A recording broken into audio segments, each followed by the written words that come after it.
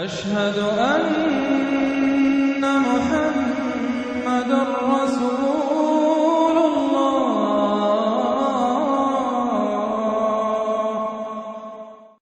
ان میں سب سے پہلی سورۃ العنکبوت. بسم اللہ الرحمن الرحیم. الف لام میم. احسب الناس ان يتركوا ان يقولوا آمنا وهم لا يفتنون. صدق اللہ العظیم. یہ صورت مبارکہ اچھی طرح نوٹ کر لیجئے کہ تقریباً تعین کے ساتھ ہم کہہ سکتے ہیں کہ یہ سن 5 نبوی میں نازل ہوئی ہے، اور صورت اس وقت یہ ہو چکی تھی مکے کے اندر کہ مسلمانوں کو ہر طرح سے ستایا جا رہا تھا.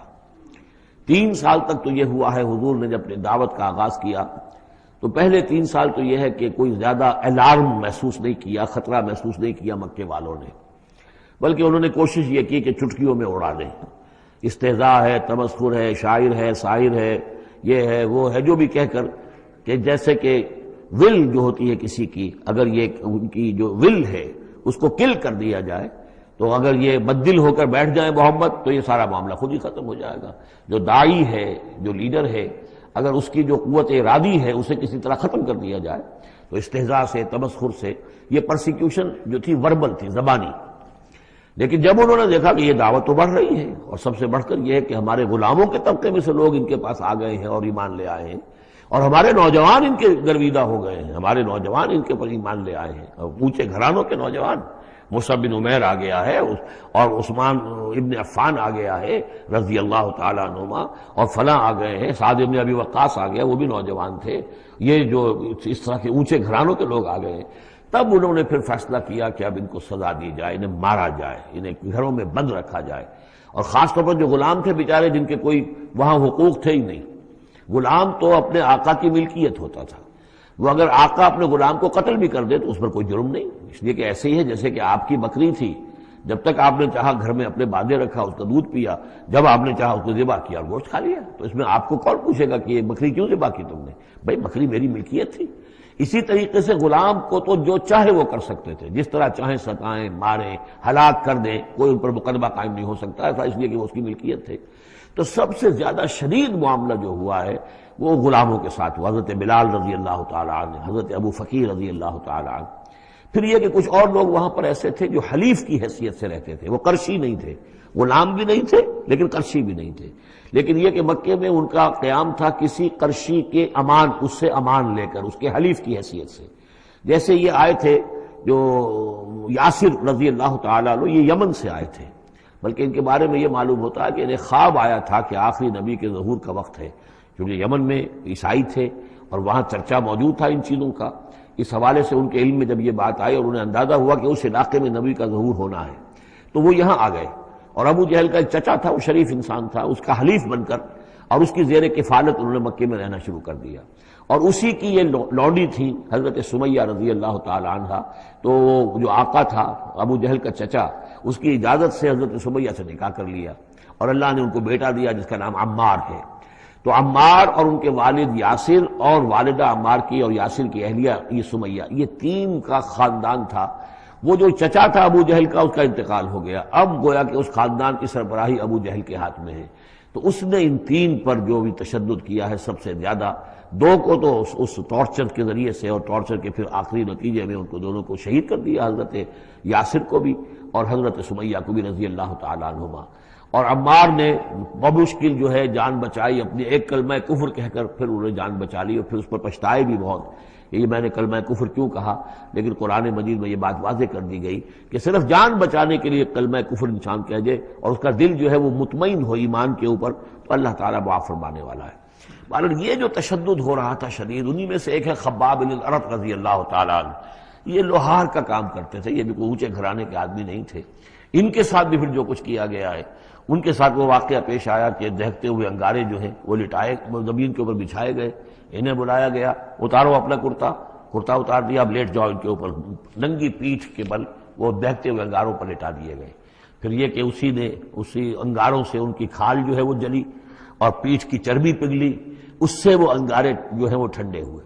یہ صورتحال تھا. تو وہ حضرت عمار جو ہے خباب بن الارت رضی اللہ عنہ، وہ راوی ہیں کہ جب ہم پر یہ شدت اتنی ایسی ہو گئی کہ ناقابل برداشت ہو گئی تو ہم پھر حضور کی خدمت میں حاضر ہوئے، اور حضور اس وقت جو ہے خانہ کعبہ کے ایک دیوار کے سائے میں ذرا کہ ایک طرف کو سایہ تھا، تو آپ نے اپنی ایک چادر جو ہے اس کا تکیہ بنایا ہوا تھا اور آپ استراحت فرما رہے تھے۔ تو ہم گئے، ہم نے کہا کہ اے اللہ کے رسول، کیا آپ ہمارے لیے دعا نہیں کرتے، ہمارے لیے اللہ کو نہیں پکارتے؟ ہمارے لیے اب یہ چیزیں ناقابل برداشت ہو رہی ہیں، کب تک ہم جھیلیں گے، کب تک برداشت کریں گے؟ لیکن یہ کہ وہ کہتے ہیں کہ حضور کو یہ ناگوار گزرا، آپ اٹھ کر بیٹھ گئے اور آپ نے فرمایا خدا کی قسم تم جلدی مچا رہے ہو، ابھی تو تم پر وہ چیزیں آئی ہی نہیں ہیں جو تم سے پہلوں پر آئی تھیں۔ ان کے ساتھ تو یہ بھی ہوتا تھا کہ ایک شخص کو لا کر آدھا زمین میں گاڑ دیتے تھے اور باقی جسم جو آدھا اس کا ہوتا تھا زمین سے باہر، تو سر کے اوپر آرا رکھ کر چیرنا شروع کر دیتے تھے اور پورے جسم کو دو حصوں میں بانٹ دیتے تھے، یہ بھی ہوتا تھا۔ زندہ آگ میں جلا دیتے تھے، یہ بھی ہوتا تھا۔ تو تم جلدی کر رہے ہو، خدا کی قسم وہ دن تو آئے گا کہ ایک سوار صنعا سے حضرت موت تک جائے گا، اس سے سوائے اللہ کی کسی کا خوف نہیں ہوگا، لیکن بہرحال تمہیں صبر کرنا ہوگا۔ وہ انداز ہے اس رکوع کا۔ یہ جو پہلا رکوع ہے سورہ عنکبوت کا، یہ گویا کہ ایک تحریک اور ایک دعوت، اور انقلابی تحریک ہو، انقلابی دعوت ہو، اس میں جو آزمائشیں آتی ہیں، تکلیفیں آتی ہیں، مصائب آتے ہیں، ظاہر بات ہے لوگوں کو قربانیاں دینی پڑیں گی تبھی کوئی کام ہوگا، بغیر اس سے تو نہیں ہوتا۔ اور جب تصادم کا مرحلہ شروع ہو جائے، جب یہ ہے کہ ایک جو معاشرہ جو ہے جس کے اندر کہ وہ کام کر رہے ہیں وہ محسوس کریں کہ یہ ہمارے لیے خطرہ بن گئے ہیں، وہ پرسیکیوٹ کریں اور انہیں ستائیں، تو پھر اس وقت جو مسائل ہوں گے ذہنوں کے اندر، ان کا حل ہے اس میں۔ اور یہ اس اعتبار سے ضربۃ السلام ہے پورے قرآن مجید میں، اس موضوع کے اعتبار سے یہ چوٹی ہے۔ جیسے کہ میں نے آپ کو حدیث سنائی، لکل شیء ضربۃ یا کل شیء سنام، ہر شے کی ایک چوٹی ہوتی ہے۔ وسنام القرآن سورۃ البقرہ، قرآن کی بحیثیت مجموعی چوٹی وہ تو سورہ بقرہ ہے، لیکن یہ کہ قرآن حکیم میں مختلف جو مضامین کے اعتبار سے میں نوٹ کراتا آیا ہوں کہ اس موضوع پر یہ آیت یہ گویا کہ ضربہ سنام ہے، یہ رکوع جو ہے یہ اس موضوع پر ضربہ سنام ہے قرآن مجید کا، اس کا کلائمیکس ہے، اس کی چوٹی ہے۔ الف لام میم احسب الناس ان یترکوا ان یقولوا آمنا وهم لا یفتنون، کیا لوگوں نے یہ سمجھا تھا کہ وہ چھوڑ دیے جائیں گے صرف یہ کہنے سے کہ ہم ایمان لے آئے اور انہیں آزمایا نہ جائے گا؟ اب دیکھ رہے ہیں اب وہی تیکھا انداز ہے، اظہار ناراضگی ہے، اظہار خفگی ہے، اس لیے کہ تم سے پہلے جو کچھ ہوا ہے۔ اب یہ 3 آیتیں میں آپ کو نوٹ کرا چکا ہوں، سورہ بقرہ کی آیت نمبر 214، ام حسبتم ان تدخلوا الجنة ولما يأتكم مثل الذين خلوا من قبلكم مستهم البأساء والضراء وزلزلوا حتى يقول الرسول والذين آمنوا معه متى نصر الله ألا إن نصر الله قريب۔ یہ آیت ہم پڑھ چکے ہیں۔ اسی کی ہم مضمون آیت جو ہے سورہ آل عمران میں آئی ہے، آیت نمبر 142۔ اسی کی ہم مضمون آیت آ چکی ہے سورہ توبہ میں، آیت نمبر 16۔ لیکن یہ کہ یہ مکی قرآن میں یہ آیت ہے، یہ ہے جڑ اور بنیاد، جو ہے کہ اس کا ظہور جو ہو رہا ہے، پھر یوں سمجھیے کہ یہ کلی کھلی ہے تو 3 اس کی جو پتیاں نمایاں ہوئی ہیں اس آیت کی، وہ سورہ بقرہ، سورہ آل عمران اور سورہ توبہ میں ہے۔ حسب الناس، اور ناس کہا ہے، یہ بھی نہیں کہ اہل ایمان کو یہ غلط فہمی ہو گئی تھی، یہ بھی ایک طرح سے عتاب کا انداز ہے، اللہ تعالیٰ ناراضگی کا اظہار کر رہے ہیں، تم جلدی مچا رہے ہو۔ احسب الناس ان یترکوا ان یقولوا آمنا وهم لا یفتنون، کیا لوگوں نے یہ سمجھا تھا کہ وہ یہ کہنے سے جنت میں داخل ہو جائیں گے، چھوڑ دیے جائیں گے کہ وہ ہم ایمان لے آئے، انہیں آزمایا نہ جائے گا؟ وَلَقَدْ فَتَنَّا الَّذِينَ مِن قَبْلِهِمْ، ہم نے تو جو بھی ان سے پہلے تھے ان کو بھی آزمایا ہے، ہر ایک کو آزمایا، آزمائش کے بغیر ہم نہیں کسی کے ایمان کو تسلیم کرتے۔ فَلَيَعْلَمَنَّ اللَّهُ الَّذِينَ صَدَقُوا وَلَيَعْلَمَنَّ الْكَاذِبِينَ، تو اللہ تعالیٰ تو ظاہر کر کے رہے گا، لفظی ترجمہ تو ہوگا اللہ جان کر رہے گا، لیکن اللہ تعالیٰ کا علم تو قدیم ہے، جو کچھ ان کے دلوں میں اللہ جانتا ہے، لیکن اللہ ظاہر کر دے گا کہ کون کتنے پانی میں ہے، کون منافق ہے، کون ضعیف الایمان ہے، کون قوی الایمان ہے، کون صادق الایمان ہے، کوئی کون جو ہے جھوٹ موٹ کا مومن بنا ہوا ہے، کون وہ دودھ پینے والا مجنو ہے اور کون واقعتاً جانثار مجنو ہے، یہ سب کچھ پتہ چلتا ہے آزمائشوں سے۔ اور ہم نے تو آزمایا ہے ان کو بھی جو ان سے پہلے تھے، تو لازماً اللہ واضح کر کے رہے گا، مبرہن کر دے گا ان کو بھی کہ جو سچے ہیں، اور وہ یقیناً واضح کر دے گا، نمایاں کر دے گا ان کو بھی جو جھوٹے ہیں۔ اب اس کے ساتھ ہی دیکھیے اس میں جو عجیب آپ کو بات ملے گی اس رکوع میں، یہ 2 آیتیں آئی ہیں، کیونکہ ایک آیت تو حروف مقطعات پر تھی، یہ 2 آیتیں آئی ہیں، اس میں تو ڈانٹ، ایک طرح کی ڈانٹ پڑ گئی ہے صحابہ کرام کے اوپر جنہوں نے ذرا سا بھی شکوہ کیا تھا، لیکن اب 2 آیتوں میں اس کی دلجوئی ہے ان کی، یعنی یہ کہ ایک طرف ترغیب ہے تو ترغیب بھی ہے، جیسے کوئی شفیق استاد ہوتا ہے کبھی کسی وقت ڈانٹتا بھی ہے، کوئی گھڑکی بھی دیتا ہے، کوئی جھڑکی بھی دیتا ہے، کسی وقت مارتا بھی ہے، سزا بھی دیتا ہے، پھر لیکن کسی وقت پھر یہ کہ حوصلہ افزائی بھی کرتا ہے، تھپکی بھی دیتا ہے، پیٹھ پر ہاتھ رکھتا ہے۔ تو اس طریقے سے یہ اللہ تعالیٰ کا معاملہ اپنے بندوں کے ساتھ اسی طرح ہے جیسے کہ حدیث میں آیا خلق و عیال اللہ،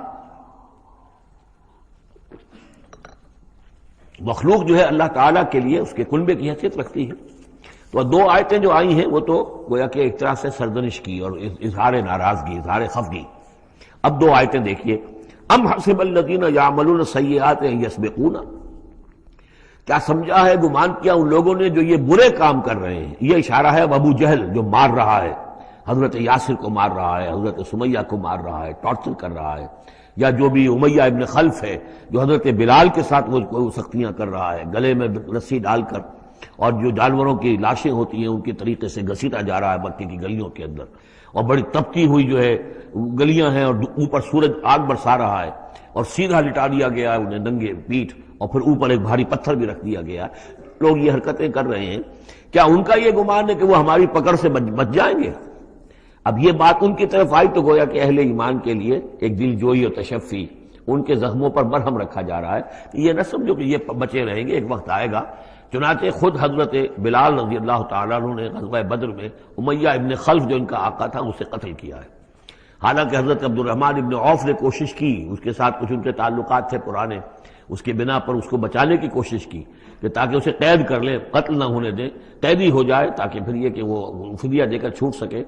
لیکن حضرت بلال کو جو غصہ تھا اس پر، تو پورا غصہ انہوں نے اس وقت اتارا ہے۔ اور یہی بات میں کہا کرتا ہوں کہ جو مکے میں 12 برس کہا گیا کہ ذرا اپنے ہاتھ روکے رکھو، تو نالا ہے بلبل شوریدہ تیرا خام ابھی، اپنے سینے میں اسے اور ذرا تھام ابھی، ایک وقت آئے گا کہ تمہارے ہاتھ کھول دیے جائیں گے۔ اور وہ ہم سورہ حج میں پڑھ چکے ہیں، اذن للذین یقاتلون بانہم ظلموا، اب تک تمہارے ہاتھ ہم نے باندھے رکھے ہوئے تھے اور اب تمہارے ہاتھ کھولے جا رہے ہیں۔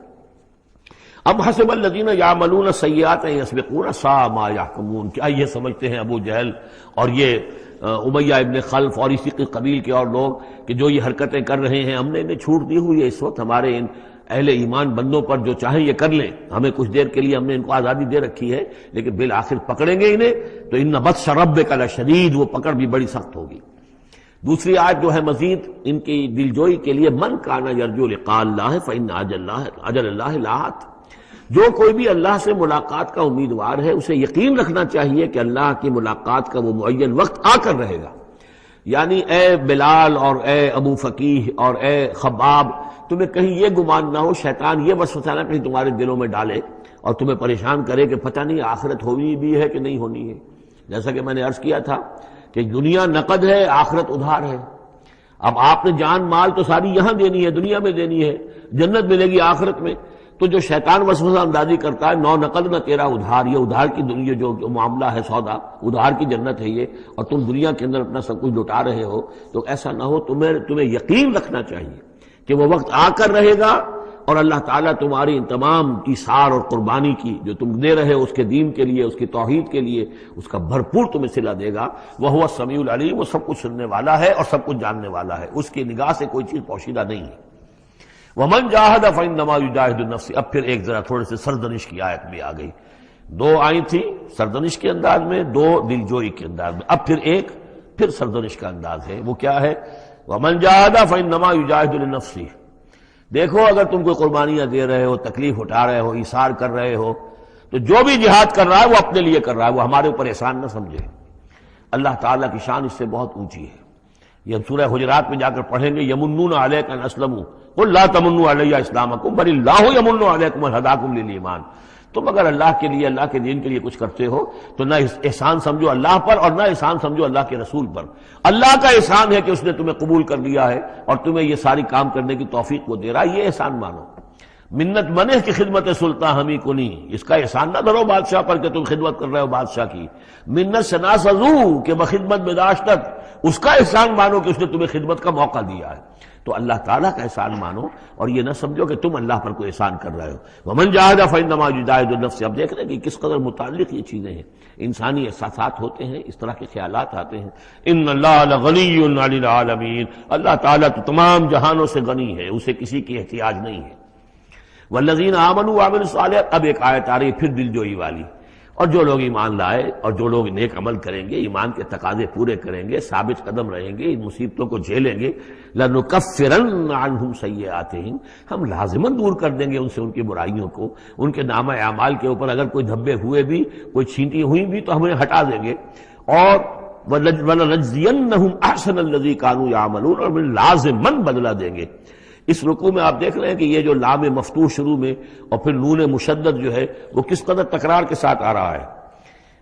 فَلَيَعْلَمَنَّ اللَّهُ الَّذِينَ صَدَقُوا وَلَيَعْلَمَنَّ الْكَاذِبِينَ، آیت نمبر 3 کے اندر بھی 2 مرتبہ وہ صیغہ آیا۔ اب یہاں جو آیا لَنُكَفِّرَنَّ عَنْهُمْ سَيِّئَاتِهِمْ، ہم لازماً ان سے ان کی برائیوں کو دور کر دیں گے، وَلَنَجْزِيَنَّهُمْ أَحْسَنَ الَّذِي كَانُوا يَعْمَلُونَ، اور یقیناً بدلہ دیں گے انہیں بہت عمدہ ان کے اعمال کا۔ وَوَصَّيْنَا الْإِنسَانَ بِوَالِدَيْهِ، اب ایک مسئلہ اور تھا عملی، جو لوگ ایمان لائے تھے نوجوان تھے، جو ان میں سے نوجوان تھے، اب ان کے لیے مسئلہ یہ ہو گیا کہ والدین کہہ رہے ہمارے حقوق ہیں تمہارے اوپر، ہم نے تمہیں پالا پوسا ہے، لہذا ہمارا حکم مانو۔ ہم کہتے ہیں کہ محمد سے تم اپنا تعلق توڑ لو، چھوڑو اس کو، دین کو، کیوں اس میں لگے ہوئے ہو؟ آخر تم ہماری اولاد ہو، ہم نے تمہیں پالا، خاص طور پہ ماں حضرت سعد بن ابی وقاص کی والدہ، والد تو فوت ہو چکے تھے لیکن والدہ جو ہے اس نے بڑے ناز و نام میں پالا تھا۔ اب اس کے بعد اس نے جو ہے مرن برت رکھ لیا اس عورت نے، ماں جو تھی حضرت سعد بن ابی وقاص کی، اگر سعد اپنے باپ کے دین میں واپس نہیں آتا تو میں اپنے آپ کو ہلاک کر دوں گی، مر جاؤں گی، نہ کچھ کھاؤں گی نہ پیوں گی۔ اب دیکھیے اس نوجوان سلیم الفطرت نوجوان جو ایمان لایا ہے محمد صلی اللہ علیہ وسلم، بہرحال وہ ایک شریف انسان ہے، نوجوان ہے، ماں کی یہ حالت دیکھ رہا ہے تو کتنے بڑے امتحان سے دوچار ہو گیا۔ تو مسئلہ پیدا ہوا کہ معاملات میں کیا کیا جائے۔ ایک والدین کے جو احسانات ہیں وہ اپنی جگہ ہیں، والدین کا کے ساتھ حسن سلوک خود قرآن مجید میں 4 جگہ میں نوٹ کر آیا ہوں۔ اللہ کے حق کے فوراً بعد والدین کا حق ہے۔ تو اب عملی سوال یہ ہے کہ جہاں یہ دونوں حق ٹکرا جائیں، والدین جو ہے شرک کا حکم دے رہے ہیں، والدین دین کے خلاف حکم دے رہے ہیں، تو کیا کریں؟ فرمایا وَوَصَّيْنَا الْإِنسَانَ بِوَالِدَيْهِ، ہم نے وصیت کی ہے انسان کو اس کے والدین کے بارے میں، حسن سلوک کی وصیت ہم نے کی ہے، بار بار کی ہے۔ وَإِن جَاهَدَاكَ لِتُشْرِكَ بِي مَا لَيْسَ لَكَ بِهِ عِلْمٌ، لیکن اگر وہ تم پر دباؤ ڈالیں، تم سے جہاد کریں۔ اب دیکھیے جہاد کا لفظ یہاں مشرک والدین کے لیے آ رہا ہے، جہاد جد و جہد کرنا، کوشش کرنا، دباؤ ڈالنا۔ وَإِن جَاهَدَاكَ لِتُشْرِكَ بِي مَا لَيْسَ لَكَ بِهِ عِلْمٌ، کہ میرے ساتھ تم شریک کرو اور شرک کرو میرے ساتھ، اور شریک ٹھہراؤ ایسی چیزوں کو جس کے لیے تمہارے پاس کوئی علم نہیں، فَلَا تُطِعْهُمَا، تو ان کا کہنا نہ مانو۔ گویا کہ یہاں وہ اپنی لمٹ سے ایکسیڈ کر رہے ہیں۔ اب والدین کے حقوق ہیں لیکن اللہ کے حقوق کے بعد، اللہ کے حقوق سے پہلے نہیں، اللہ کا حق فائت ہے، لہذا اس معاملے میں اللہ کا دین ہے، اللہ کا حکم وہ مقدم رہے گا، والدین کا حکم دوسرے نمبر پر ہوگا۔ ہاں یہ ہے کہ ایک بندہ جو ہے ایک نوجوان وہ یہ ضرور کرے کہ ڈانٹ کر نہ بات کرے، ڈپٹ کر بات نہ کرے، سینہ تان کر نہ کرے، اس طرح کرے جیسے کہ حضرت ابراہیم یا ابتے یا ابتے یا ابتے، وہ ابا جان امی جان آپ دیکھیے میرے لیے مجبوری ہے، میں نہیں کر سکتا ہوں، آپ اس معاملے کے اندر مجھ پر جو ہے وہ دباؤ نہ ڈالیں، نرمی کے ساتھ ان میں جس طریقے سے بھی ہو، لیکن یہ ہے کہ ماننا نہیں ہے۔ یہ بات اور مزید کھل کر آئے گی سورہ لقمان میں۔ وَإِن جَاهَدَاكَ لِتُشْرِكَ بِي مَا لَيْسَ لَكَ بِهِ عِلْمٌ فَلَا تُطِعْهُمَا، تو ان دونوں کا کہنا مت مان۔ إِلَيَّ مَرْجِعُكُمْ، میری ہی طرف تمہیں لوٹ کر آنا ہے، فَأُنَبِّئُكُم بِمَا كُنتُمْ تَعْمَلُونَ، اور پھر میں تمہیں بتا دوں گا، جتلا دوں گا جو کچھ کہ تم کرتے رہے تھے۔ اب یہاں بھی ایک مسئلہ پیدا ہوتا ہے کہ یہ لوگ اپنے گھر والوں سے کٹ رہے ہیں، والدین سے کٹ رہے ہیں، بھائی سے جدا ہو رہے ہیں۔ اب یہ عتبہ ابن ربیعہ جو بہت بڑا سردار تھا، ان کے بڑے بیٹے جو ہے حذیفہ ابن عتبہ، وہ ایمان لے آئے، اور چھوٹا بھائی وہ تھا کہ جو میدان میں گیا، میدان میں باپ کے ساتھ غزوہ بدر میں جو پہلے جو 3 جو ہے واصل جہنم ہوئے وہ بھی تھا، ولید بن عتبہ غالباً نام تھا اس کا۔ تو بھائی بھائی سے جدا ہو رہا ہے، رشتہ داروں سے اب کٹ گئے ہیں، والدین سے گھر نکال دیے گئے ہیں، تو اب ان میں جو ان کے دل زخمی ہیں، ان زخمی دلوں پہ مرہم کیا رکھا جا رہا ہے؟ وہ یہ ہے کہ تم صرف کٹے ہی نہیں ہو، جڑے بھی تو ہو۔ اب تم محمد سے جڑ گئے ہو، اب تم ابو بکر سے جڑ گئے ہو، اب تم یہ جو اہل ایمان کا طبقہ ہے، اب ایک نئی برادری وجود میں آ رہی ہے، یہ تمہارے اصل بھائی ہیں، یہ تمہارے جو دین کے اندر بھائی ہیں، جو نظریاتی بھائی ہیں، جو ہم مقصد بھائی ہیں، یہ ہے تمہارے اصل اب عزیز۔ تو اللہ تعالیٰ نے اگرچہ تمہیں کٹنے کا بھی حکم دے دیا ہے، لیکن یہ کہ اس نے تمہارے لیے ایک رفاقت فراہم کی ہے۔ والذین آمنوا وعملوا الصالحات لندخلنہم فی الصالحین، اور یقیناً وہ لوگ جو ایمان لائے اور نیک عمل کرے انہیں داخل کریں گے صالحین میں۔ اور یہ داخلہ دنیا میں بھی ہو گیا. محمد رسول اللہ نے انہیں چھاتی سے لگایا، سینے سے لگایا، اور جیسا کہ 2 دفعہ ہم پڑھ چکے ہیں، حضور کو اللہ تعالیٰ حکم دے رہا ہے کہ آپ ان کے سامنے ذرا اپنے کندھے تواضع، آپ اے محمد آپ تواضع اختیار کیجئے، ان کے سامنے اپنے کندھے جھکائیے. وَاخْفِضْ جَنَاحَكَ لِلْمُؤْمِنِينَ، اور وَاخْفِضْ جناحک لمن اتبعک من المؤمنین 2 دفعہ آ چکا، سورہ ہجر میں آ چکا، سورہ طہ میں آ چکا. تو گویا کہ یہ اللہ تعالیٰ نے اپنا احسان بتایا. اور پھر آخرت میں اولئک مع الذین انعم اللہ علیہم من النبیین والصدیقین والشہداء والصالحین، ان کی رفاقت حاصل ہوگی. اب ایک اور بڑا مسئلہ آ رہا ہے، ومن الناس من یقول آمنا باللہ، لوگوں میں سے کچھ ایسے بھی ہیں جو کہتے ہیں ہم ایمان لے آئے اللہ پر، اور لاتے بھی ہیں خلوص کے ساتھ، اخلاص کے ساتھ، کوئی جھوٹ نہیں، کوئی فریب نہیں. ظاہر بات ہے کہ مکے میں کوئی فریب کے لیے کوئی ایمان لانے والا نہیں تھا. وہ تو حالات ایسے پیدا ہوئے مدینے میں آ کر کہ جہاں ایمان کا اعلان فریب کے تحت بھی ہونے لگا. لیکن یہ کہ مکے میں تو ظاہر بات ہے جو ایمان لایا اس کو مار پڑنی شروع ہو گئی، تو اس میں خامخواہ کہے کے لیے کوئی شخص جو ہے وہ جھوٹ موٹ کا ایمان کائے کو لائے گا. لیکن یہ ضرور ہوتا ہے کہ کچھ لوگ کم ہمت ہوتے ہیں، جیسا کہ میں بارہا آپ سے عرض کر چکا ہوں. کچھ لوگ باہمت ہوتے ہیں، کچھ کم ہمت ہوتے ہیں. باہمت وہ ہے کہ جو ایمان لائے اب ہر چے بعد آباد، حد جو ہو سو ہو، ماں کشتی درا بنداختے، جان جاتی ہے جائے کوئی بات نہیں، جو ہو سو ہو. کچھ لوگ ہوتے ہیں جن میں اتنی ہمت نہیں ہوتی، گھبرا اٹھتے ہیں. اب ان کو بتایا جا رہا ہے کہ دیکھو اگر تم نے استقامت کا ثبوت اپنا دیا تو اس میں اس کا نتیجہ کیا نکلے گا، تمہارا کیا انجام ہوگا. اب وہ ذرا ہے کہ اس میں ان کے لیے پھر تحدید ہے. ومن الناس، لوگوں میں سے کچھ ایسے بھی ہیں جو کہتے ہیں من یقول آمنا باللہ، ہم اللہ پر ایمان لائے. فَإِذَا أُوذِيَ فِي اللَّهِ، جب اللہ کی راہ میں اللہ کی توحید کو ماننے کی وجہ سے ان کو ایذا پہنچائی جاتی ہے، پرسیکیوٹ کیا جاتا ہے، انہیں ٹارچر کیا جاتا ہے، جعل فتنة الناس كعذاب اللہ، تو وہ لوگوں کی طرف سے ڈالی ہوئی فتنے کو، آزمائش کو، یہ ایسے اس سے گھبرا اٹھتے ہیں جیسے اللہ کے عذاب سے گھبرانا چاہیے. کم ہمتی ہے. وَلَئِن جَاءَ نَصْرٌ مِّن رَّبِّكَ، اور اے نبی اگر آپ کے رب کی طرف سے مدد آ جائے، صورتحال تبدیل ہو جائے، فتح آپ کو مل جائے، حالات اچھے ہو جائیں، لَيَقُولُنَّ إِنَّا كُنَّا مَعَكُمْ، اس وقت پھر یہ کہیں گے کہ ہم بھی تو آپ کے ساتھ ہی تھے. یہ کردار پہلے بھی آ چکا ہے، سورہ بقرہ میں آ چکا، سورہ حج میں آ چکا. وَمِنَ النَّاسِ مَن يَعْبُدُ اللَّهَ عَلَىٰ حَرْفٍ فَإِنْ أَصَابَهُ خَيْرٌ اطْمَأَنَّ بِهِ وَإِنْ أَصَابَتْهُ فِتْنَةٌ انقلب عَلَىٰ وَجْهِهِ خَسِرَ الدُّنْيَا وَالْآخِرَةَ. وہی کردار پھر یہاں پر آ گیا ہے. کوئی کہا کہ ہم ایمان لے آئے، لیکن جب تکلیف آئی، کوئی مصیبت آئی تو ایسے گھبرا گئے جیسے کہ اللہ کے عذاب سے گھبرانا چاہیے. لیکن یہ کہ اس کے بعد اگر نصرت آ جائے تو یہ آپ موجود ہوں گے کہ ہم بھی ساتھی تھے آپ کے. اولیس اللہ بعالم بما فی صدور العالمین، تو کیا اللہ بخوبی واقف نہیں ہے اس سے کہ جو لوگوں کے جو تمام جہان والوں کے دلوں کے اندر ہے اور جو ان کے سینوں کے اندر مضمر ہے. وَلَيَعْلَمَنَّ اللَّهُ الَّذِينَ آمَنُوا وَلَيَعْلَمَنَّ الْمُنَافِقِينَ، اور یقیناً اللہ ظاہر کر کے رہے گا سچے اہل ایمان کو اور ظاہر کر کے رہے گا منافقین کو.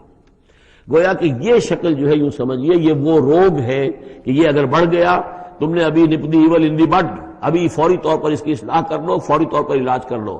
ابھی ٹی بی کا تمہیں انفیکشن ہوئی ہے، فرسٹ سٹیج میں ہے، علاج کر لو. لیکن اگر کہیں تم نے اس وقت پرواہ نہ کی اس کی اور یہ مرض بڑھ گیا تو یہ منافقت تک لے جائے گا تمہیں. اللہ تعالیٰ پھر کھول دے گا کہ یہ منافقت ہے.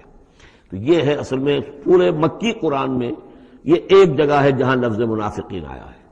باقی کردار آیا ہے سورہ حج کے اندر بھی، لیکن وہاں لفظ منافق نہیں ہے. وَمِنَ النَّاسِ مَن يَعْبُدُ اللَّهَ عَلَىٰ حَرْفٍ فَإِنْ أَصَابَهُ خَيْرٌ اطْمَأَنَّ بِهِ وَإِنْ أَصَابَتْهُ فِتْنَةٌ انقلب عَلَىٰ وَجْهِهِ خَسِرَ الدُّنْيَا وَالْآخِرَةَ. لیکن یہاں کھول دیا گیا یہ کردار کس کا ہے، یہ تو پھر منافقت سے. وَلَيَعْلَمَنَّ اللَّهُ الَّذِينَ آمَنُوا وَلَيَعْلَمَنَّ الْمُنَافِقِينَ. اب ایک اور تیسرا پرابلم ہے، یہ 3 پرابلم یہاں پر ٹیکل کیے گئے ہیں. وہ نوجوان جن کے والدین ان کے اوپر دباؤ ڈال رہے تھے، یا وہ کم ہمت لوگ جو ان ایذاؤں سے گھبرا رہے تھے، اور تیسرا یہ ہے کہ کچھ بزرگ لوگ بڑے مخلصانہ انداز میں آ کر کہتے ہیں نوجوانوں سے، کہاں اپنے برباد کر رہے ہو، کیریئر برباد کر رہے ہو، اچھے بھلے تعلیم حاصل کر رہے تھے، تم جا رہے تم کس کام میں پڑ گئے ہو، اب تمہاری تعلیم اس درجے کی نہیں رہی ہے، تمہارا کاروبار اچھا جا رہا تھا، کیریئر تھا، تمہارا پروفیشن بہت چمک رہا تھا، اور تم اس کام میں پڑ گئے ہو. دیکھو یہ تو ایک شخص نے تمہیں ورغلا دیا. دیکھو ہمارے راستے پر چلو، راستہ صحیح یہی ہے. ہم آخر بوڑھے لوگ ہیں، ہمارا تجربہ ہے، ہم نے اپنے بال دھوپ میں سفید نہیں کیے ہیں. ہم تمہیں اپنے تجربے کی وجہ سے کہہ رہے ہیں کہ ہمارے راستے ہی پر چلتے رہو اور کوئی اس کے اندر نقصان نہیں ہوگا، کوئی اللہ کے یہاں پکڑ نہیں ہوگی. اور اچھا اگر اللہ کے یہاں پکڑ ہوئی تو تمہاری طرف سے ہم جواب دیں ہیں، تمہارے گناہوں کا بوجھ ہم اٹھا لیں گے. اب یہ گویا کہ نہایت ناصحانہ انداز، مخلصانہ انداز، بزرگانہ انداز، اس میں یہ بات کہی جاتی تھی. اب اس میں کیا کریں؟ اس کا جواب دیا گیا. وقال الذین کفروا للذین آمنوا اتبعوا سبیلنا، اور کہتے ہیں یہ کافر ان سے کہ جو ایمان لے آئے، ہمارے ہی راستے کی پیروی کرو، چلے آؤ انہی راستوں پر. ولنحمل خطایاکم، ہم اٹھا لیں گے تمہاری خطاؤں کو، یعنی تمہاری خطاؤں کا بوجھ، تمہارے گناہوں کی سزا ہم بھگت لیں گے. وما ہم بحاملین من خطایاہم من شیء، اور نہیں ہے وہ ان کی خطاؤں میں سے اٹھانے والے کچھ بھی. انہم لکاذبون، وہ جھوٹ بول رہے ہیں. ولا يحملن اثقالهم واثقالا مع اثقالهم، البتہ وہ اٹھائیں گے لازماً. پھر دیکھیے وہ ليعلمن الله الذين آمنوا ولا يعلمن المنافقین، اور یہاں پھر وہ لفظ آیا ولا يحملن اثقالهم، وہ لازماً اٹھائیں گے اپنے بوجھ بھی، اور جو گمراہ کرنے کی کوشش کر رہے ہیں اس کی وجہ سے اپنے بوجھوں میں اضافہ کر رہے ہیں، وہ مزید بوجھ ہوں گے. لیکن اے نوجوانوں، اگر تم نے ان کی بات مان لی تو تمہارے بوجھ جو ہے وہ نہیں رہ سکیں گے، وہ تمہیں کو اٹھانے پڑیں گے. ولا يسألن يوم القيامة عما كانوا يفترون، اور ان سے لازماً باس پرس ہوگی قیامت کے دن جو افترا وہ کرتے رہے تھے، جو جھوٹ انہیں گھڑا تھا کہ ہم تمہارے بوجھ اٹھا لیں گے، جبکہ لا تزر وازرۃ وزر اخرى، قیامت میں کوئی نہیں ہے جان جو کسی دوسرے کا بوجھ اٹھا لے. یہ 13 آیات، بلکہ یہ کہ اگر حروف مقطعات نکال دے تو 12 آیات، یہ میں سمجھتا ہوں کہ کسی بھی انقلابی اسلامی تحریک کے کارکن کے لیے یہ حرز جان بننے والی آیات ہیں، کہ یہ معلوم ہے کہ اس کے ذہن میں، اس کے شعور میں پیوست ہو جائیں، جیسے کہ پتھر پر کھود دیا جائے اس طرح نقش ہو جائیں. بارک اللہ لی و لکم فی القرآن العظیم ونفعنی وإیاکم بالآیات والذکر الحکیم.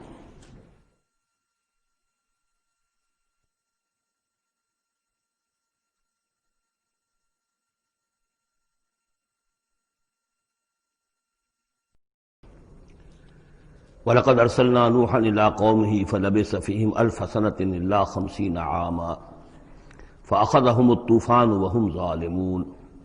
صدق اللہ العظیم. رب اشرح لي صدری ويسر لي أمری واحلل عقدۃ من لسانی یفقہوا قولی. سورہ عنکبوت کے کل 7 رکوع ہیں.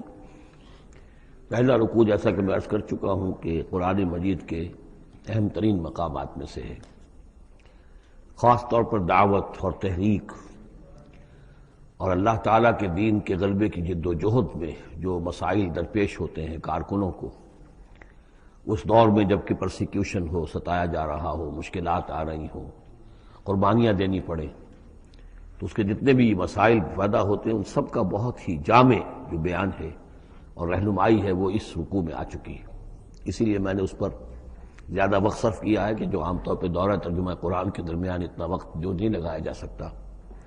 تو یہ نوٹ کر لیجئے کہ مطالعہ قرآن حکیم کے جس منتخب نصاب کا میں تذکرہ کرتا رہا ہوں چند دنوں سے، اس کا جو 5واں حصہ ہے، اس کا پہلا سبق جو ہے وہ اسی سورہ عنکبوت کے پہلے رکوع پر مشتمل ہے، اور یہ اس حصے کا یوں سمجھیے کہ بمنزلہ فاتحہ ہے اس حصے کے لیے.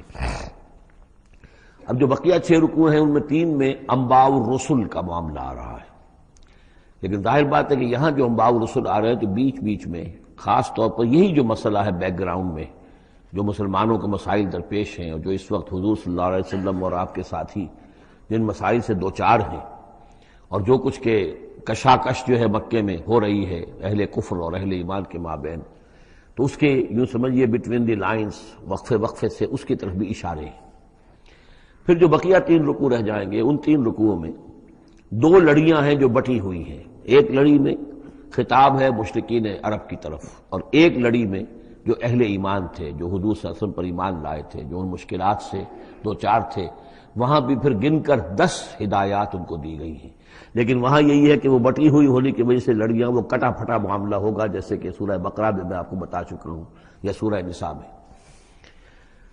وَلَقَدْ أَرْسَلْنَا نُوحًا إِلَىٰ قَوْمِهِ، اور ہم نے بھیجا تھا نوح کو اس کی قوم کی طرف. فَلَبِثَ فِيهِمْ أَلْفَ سَنَةٍ إِلَّا 50 عَامًا، تو رہا ان کے مابین وہ 1000 برس سے صرف 50 برس کم، 950 برس. حضرت نوح کا ذکر کتنی مرتبہ آ چکا ہے، لیکن یہ بات پہلے کبھی نہیں کہی گئی. یہاں کیوں کہی گئی کہ اے مسلمانوں تم ابھی پریشان ہو گئے ہو، ابھی عشق امتحان اور بھی ہیں. اور جیسے کہ سورہ انعام میں آیا تھا، اے نبی اگر آپ کو یہ جھٹلا رہے ہیں وَإِن يُكَذِّبُوكَ فَقَدْ كُذِّبَ رُسُلٌ مِّن قَبْلِكَ، تو آپ سے پہلے ہمارے رسول تھے، انہوں نے صبر کیا. ذرا یاد کیجئے کہ ہمارے بندے نوح نے صلی اللہ علیہ السلام 950 برس تک صبر کیا. تو اے مسلمانوں تم سوچو، تم ابھی سے گھبرا گئے ہو؟ یہ موج پریشاں خاطر کو پیغام لبے ساحل نے دیا ہے، دور وصال بحر کبھی تو موجوں میں گھبرا بھی گئی۔ فاخذہم الطوفان وہم ظالمون، تو اس کی قوم کو، حضرت نوح کی قوم کو آ پکڑا طوفان نے، اور وہ ظالم تھے، گناہگار تھے۔ فانجیناہ واصحاب السفینہ، تو ہم نے بچا لیا اس کو، یعنی حضرت نوح کو اور کشتی والوں کو۔ وجعلناہا آیۃ للعالمین، اور اسے ہم نے بنا دیا تمام جہانوں کے لیے، تمام جہان والوں کے لیے ایک نشانی۔ وابراہیم، اور ہم نے بھیجا ابراہیم کو، اذ قال لقومہ، جبکہ اس نے کہا اپنی قوم سے، اعبدوا اللہ واتقوہ، اللہ کی بندگی اختیار کرو اور اس کا تقوی اختیار کرو۔ ذالکم خیر لکم ان کنتم تعلمون، یہی تمہارے لیے بہتر ہے اگر تم سب اگر علم رکھتے ہو۔ انما تعبدون من دون اللہ اوثانا، یہ جن کو تم پوج رہے ہو اللہ کو چھوڑ کر، یہ تو صرف کوئی بت ہیں، ان کے تھان ہیں جو تم نے بنا لیے ہیں۔ وتخلقون افکا، اور تم نے جھوٹ موٹ گھڑا ہوا ہے، یہ اس کی کوئی بنیاد نہیں، کوئی سند نہیں، نہ عقل میں اور نہ ہی کسی اللہ کی اتاری ہوئی کتاب میں۔ ان الذین تعبدون من دون اللہ لا یملکون لکم رزقا، یہ لوگ جنہیں تم پوجتے ہو اللہ کے سوا، وہ تمہیں رزق نہیں دینے کا اختیار رکھتے۔ فابتغوا عند اللہ الرزق، تو رزق تلاش کرو اللہ کے پاس، اللہ سے مانگو رزق، اللہ سے اپنی مشکل کشائی کی درخواست کرو، اللہ سے اپنی حاجت روائی کے لیے دعا کرو۔ وَاعْبُدُوهُ، اور اس کی بندگی کرو، وَاشْكُرُوا لَهُ، اور اس کا شکر ادا کرو، إِلَيْهِ تُرْجَعُونَ، یقیناً اسی کی طرف تم لوٹا دیے جاؤ گے۔ اب یہ ذکر حضرت ابراہیم کا کر کر طویل جو ہے ایک جملہ معترضہ آ رہا ہے کہ رخ موڑ دیا گیا ہے اس وقت جو کشاکش ہو رہی تھی حضور کے اور مشرکین مکہ کے درمیان، اب ذکر اس کا ہو رہا ہے۔ وَإِن تُكَذِّبُوا، گویا کہ اب خطاب ہو رہا ہے اہل مکہ سے، اور اگر تم جھٹلا رہے ہو فقد کذب امم من قبلکم، تو دیکھو تم سے پہلے بہت سی قوموں نے جھٹلایا۔ وما علی الرسول الا البلاغ المبین، اور ہمارے رسول پر محمد پر صلی اللہ علیہ وسلم کوئی ذمہ داری نہیں ہے سوائے واضح طور پر اور صاف صاف پہنچا دینے کے۔ اولم یروا کیف یبدی اللہ الخلق ثم یعیدہ، کیا وہ دیکھتے نہیں ہے کیسے اللہ تعالیٰ تخلیق پہلی مرتبہ کرتا ہے پھر وہ دوبارہ بھی کرے گا۔ ان ذلک علی اللہ یسیر، اور یہ اللہ تعالیٰ پر بہت آسان ہے۔ قل سیروا فی الارض فانظروا، اور تو ان سے کہیے کہ ذرا گھومو پھرو زمین میں اور دیکھو کیف بدأ الخلق، کیسے اللہ تعالیٰ پہلے تخلیق کیا ہے اس نے خلق کو۔ ثم اللہ ينشئ النشأة الآخرہ، پھر اللہ اٹھائے گا یا اٹھاتا ہے۔ دنیا میں بھی ہو رہا ہے کہ کھیتی جو ہے وہ ختم ہو گئی، پھر اگلی پھر ایک فصل آ گئی، پھر فصل آ گئی، یہ تو ایک سائیکل چل رہا ہے، اور پھر یہ کہ اللہ تعالیٰ دوسری مرتبہ تمہیں اسی طرح اٹھا دے گا۔ نشأت آخرہ جو ہے آخرت کی جو تمہیں اٹھانا ہے وہ اللہ کے اختیار میں ہے۔ ان اللہ علی کل شیء قدیر، یقیناً اللہ ہر شے پر قادر ہے۔ یعذب من یشاء ویرحم من یشاء، وہ جس کو چاہتا ہے عذاب دیتا ہے دے گا، اور جس کو چاہے گا رحم فرمائے گا۔ وإلیہ تقلبون، اور اسی کی طرف تم لوٹا دیے جاؤ گے۔ وما انتم بمعجزین فی الارض، اور تم اسے شکست نہیں دے سکتے زمین میں، ولا فی السماء، نہ آسمان میں، نہ زمین میں کہیں بھاگ کر نہ آسمان میں کہیں بھاگ کر اللہ کو عاجز کر سکتے ہو۔ وما لکم من دون اللہ من ولی ولا نصیر، اور نہیں ہے کوئی تمہارا اللہ کے سوا نہ حمایت، یعنی اللہ کے ورے یا اللہ کے مقابلے میں۔ یہ دون کا لفظ بہت سے معنی دیتا ہے عربی زبان میں، دیکھنا ہوتا ہے کس کانٹیکسٹ میں کیا معنی ہے۔ اس کانٹیکسٹ میں اللہ کے مقابلے میں تمہارا کوئی نہ ولی ہوگا نہ نصیر ہوگا، نہ کوئی حمایتی نہ مددگار۔ والذین کفروا بآیات اللہ ولقائہ، اور جن لوگوں نے کفر کیا اللہ کی آیات کا اور اس سے ملاقات کا انکار کیا، اولئک یئسوا من رحمتی، یہ وہ لوگ ہیں جو میری رحمت سے مایوس ہو چکے ہیں۔ واولئک لہم عذاب علیم، اور ان کے لیے دردناک عذاب ہے۔ یہاں یہ جملہ معترضہ ختم ہوا اور اب پھر حضرت ابراہیم کا تذکرہ آ رہا ہے۔ فما کان جواب قومہ، تو نہیں تھا کوئی جواب حضرت ابراہیم کی قوم کا، الا ان قالوا، سوائے اس کے کہ انہوں نے کہا اقتلوہ او حرقوہ، اس ابراہیم کو قتل کر دو یا اسے جلا دو۔ فانجاہ اللہ من النار، تو اللہ تعالیٰ نے انہیں نجات دی آگ سے۔ ان فی ذلک لآیات لقوم یؤمنون، اور یقیناً اس میں نشانیاں ہیں ان لوگوں کے لیے جو ایمان رکھتے ہیں۔ وقال انما اتخذتم من دون اللہ اوثانا مودۃ بینکم فی الحیاۃ الدنیا، اب یہ ہے جو بہت اہم جو بات ہے جو کہی ہے انہوں نے، اور انہوں نے کہا حضرت ابراہیم علیہ السلام نے کہ دیکھو تم نے جو یہ اللہ کے سوا بت بنا رکھے ہیں انہیں پوجتے ہو، یہ بھی تم بھی جانتے ہو کہ ان کے پاس کچھ نہیں ہے، تم بھی جانتے ہو کہ ان کو کوئی اختیار حاصل نہیں ہے، تم بھی اور واقع ہو چکے میرے متنبع کرنے کے نتیجے میں تم آگاہ ہو چکے ہو کہ یہ تمہاری حماقت ہے، لیکن تم کیوں چمٹے ہوئے ہو؟ مودۃ بینکم فی الحیاۃ الدنیا، دنیا کی زندگی میں تمہاری باہمی محبتیں جو ہے وہ چمٹا رہی ہیں۔ اب کیا کریں، ہماری قوم ہے، ہماری برادری ہے، ہمارا خاندان ہے، وہ سب یہی کر رہا ہے، میں اگر چھوڑ دوں گا تو میں آؤٹ کاسٹ ہو جاؤں گا، میں تو نکل جاؤں گا پھر برادری سے، اکیلا آدمی کیسا رہے۔ یہ چیزیں ہیں کہ جو انسان کو پھر جمع کر رکھتی ہیں۔ جیسے عصبیت کا ذکر آیا تھا پچھلی صورت میں کہ اب عصبیت نہیں ہونی چاہیے، اسی طریقے سے یہ عصبیت ہی نہیں بلکہ یہ کہ جتنے بھی رشتہ داریاں ہیں، دوستیاں ہیں، کاروبار ہیں، یہ معاملہ جو ہے کہ حق تم پر منکشف ہو چکا ہے، تم جان چکے ہو کہ یہ صرف کوئی شے نہیں ہے یہ تم کر رہے تھے تمہارے آباء و اجداد نے جو رسمیں ڈالی ہوئی ہیں، اور تمہیں میں نے متنبع کر دیا ہے، تم نے اپنے جیوں میں جھانک کر دیکھ لیا ہے، اپنے گریبان میں جھانک کر دیکھ لیا ہے، اور تم پر یہ بات منکشف ہو چکی ہے کہ جو میں کہہ رہا ہوں وہ ٹھیک ہے، پھر بھی تم جو چمٹے ہوئے ہو اپنے اس نظام کے ساتھ، تو اس کا سبب صرف ایک ہے، وَقَالَ إِنَّمَا اتَّخَذْتُم مِّن دُونِ اللَّهِ أَوْثَانًا مَوَدَّةَ بَيْنِكُمْ فِي الْحَيَاةِ الدُّنْيَا، تمہاری باہمی محبتیں جو ہیں دنیا کی زندگی میں وہ تمہیں چمٹائے رہتی ہیں۔ یہی معاملہ ہے اس دنیا میں جب کوئی تحریک اٹھتی ہے اللہ کے دین کے کام کرنے کے لیے، اور بہت مخلص لوگ اس میں شامل ہوتے ہیں، محنت کرتے ہیں، کوشش کرتے ہیں۔ فرض کیجئے کسی شخص سے کوئی غلطی ہو گئی، کوئی غلط رخ مڑ گئی تحریک، اب وہ تحریک جو ہے وہ کافی عرصے کے بعد اس کے اثرات ظاہر ہوئے، اس کے نتائج جو ہے لوگوں کے سامنے آ رہے ہیں، محسوس بھی ہو جاتا ہے کہ یہ واقعتاً ہم کسی غلط راستے پر آ گئے ہیں، لیکن یہ کہ پھر وہ ایک عصبیت جماعتی ایسی پیدا ہو جاتی ہے کہ سب کچھ ماننے کے باوجود پھر اس جماعت کو چھوڑنے کو تیار نہیں ہوتے۔ ہماری دوستیاں ہیں، ہماری رشتہ داریاں ہیں، ہمارے کاروباری تعلقات ہیں، یا یہ کہ کچھ لوگوں کے تو اپنے مفادات بھی اس میں شامل ہو جاتے ہیں، اس لیے کہ کچھ عرصے کے بعد ہر جماعت جو ہے وہ ایک فرقہ بن جاتی ہے۔ جیسے کہ آپ کو معلوم ہے کہ اللہ تعالیٰ نے اس امت کے لیے جو ہے وہ 3 چیزوں کا بندوبست کیا ہے ختم نبوت کے خلا کو پر کرنے کے لیے۔ نبوت ختم ہو گئی محمد الرسول اللہ پر، تو جو خلا پیدا ہوا وہ 3 چیزوں سے پر ہوا۔ نمبر 1، قرآن کی حفاظت کا ذمہ اللہ نے لے لیا، جب پہلے تورات کا لیا تھا نہ انجیل کا لیا تھا۔ نمبر 2، ہر صدی میں مجددین کے اٹھانے کا اہتمام کر لیا، ایسے لوگ اٹھاتے رہے، نبی تو نہیں ہوں گے، وہی نہیں آئے گی، لیکن وہ دین کو تازہ کریں گے، دین کی حقیقی تعلیمات جو لوگ بھول چکے ہوں گے دوبارہ یاد دلائیں گے، دین کی اصل حقائق کی طرف متوجہ کریں گے۔ اور تیسرے یہ کہ ایک جماعت ضرور قائم رہے گی حق پر، لا تزال فی امتی طائفۃ قائمین علی الحق۔ اب ہوتا کیا ہے، ایک صدی میں کوئی ایک مجدد اٹھا، اس نے محنت کی، کوشش کی، جد و جہد کی، کچھ لوگ اس کے گرد آ گئے، جمع ہو گئے، اعوان و انصار ہو گئے، وہ ایک جماعت بن گئے۔ لیکن یہ کہ اگلی نسل میں کیا ہوگا، یہ لوگ جو آئے تھے اس کے ساتھ، یہ تو آئے تھے فیس ویلیو پر اس کو قبول کرنے کی، یہ دعوت صحیح ہے، لیکن ان کی اولاد اب اس لیے چمٹ رہی ہے کہ ہمارے والد تھے اس جماعت میں۔ اب یہ عصبیت کا ایک سلسلہ شروع ہوا۔ تیسری نسل میں آ کر پھر یہ ہو جاتا ہے اتنے عرصے میں اس جماعت کا ایک حلقہ بن گیا، اس کے آپس کے دوستیاں ہیں، تعلقات ہیں، لین دین بھی ہے، رشتہ داریاں بھی ہو گئی ہیں، لہذا وہ ایک فرقے کی شکل اختیار کر لیتے ہیں۔ اب اس فرقے کے ساتھ چمٹ کر لوگ رہتے ہیں، لیکن پھر اللہ تعالیٰ کسی اور کو اٹھاتا ہے، اور پھر کوئی اللہ کا بندہ جو ہے اسی کام کو اثر نو شروع کرتا ہے۔ یہی ہوتا آیا ہے، اسی لیے ہر صدی میں مجددین، اس لیے کہ تیسری نسل میں آ کر دعوت جو ہے وہ لازماً اس کے اندر خرابی پیدا ہو جاتی ہے۔ اس لیے کہ حضور نے بھی فرمایا خیر امتی قرنی ثم الذین یلونہم ثم الذین یلونہم، بہترین میری امت کا دور تو ہے میرا اپنا دور، پھر وہ جو میرے بعد ہیں، اور پھر وہ جو ان کے بعد ہیں۔ تو 3 نسلوں کو آپ نے خیر قرار دیا ہے۔ اس کے بعد ظاہر بات ہے زوال آیا ہے، ہمارے ہاں بھی آیا ہے۔ جب حضور کی قائم کی ہوئی جماعت میں زوال آ گیا تو اور کون ہوگا بڑا سے بڑا شخص کہ جس کی قائم کی ہوئی کسی جماعت میں زوال نہ آئے۔ تو یہ تو چیزیں ہوتی ہیں، لیکن ہر شخص کو ہر وقت دیکھنا چاہیے کہ آج کے دور میں دین کا وہ کام کس کے حوالے اللہ نے کیا ہے، کس کو توفیق دی ہے جو صحیح طریقے پر اس کام کو کر رہا ہے، اور اس کا ساتھ دینا چاہیے۔ کسی جماعتی عصبیت، جس طرح کسی قبائلی عصبیت کے اندر مبتلا نہیں ہونا چاہیے، ایسے ہی کسی جماعتی عصبیت میں بھی مبتلا نہیں ہونا چاہیے۔ یہ ہے وہ اہم بات جو یہاں آئی ہے۔ قال انما اتخذتم من دون الله اوثانا مودة بينكم في الحياة الدنيا ثم يوم القيامة يكفر بعضكم بعضا ببعض، پھر قیامت کے تم ایک دوسرے کا انکار کرو گے، تم ابھی تو بڑی دوستیاں ہیں، بڑا گٹھ جوڑ ہے۔ وَيَلْعَنُ بَعْضُكُمْ بعضا، تم میں سے بعض دوسروں کو لعنت کریں گے۔ وَمَأْوَاكُمُ النَّارُ، اور تم سب کا ٹھکانہ ہوگی آگ۔ وَمَا لَكُم مِّن نَاصِرِينَ، اور نہیں ہوگا کوئی تمہارے لیے مدد کرنے والے۔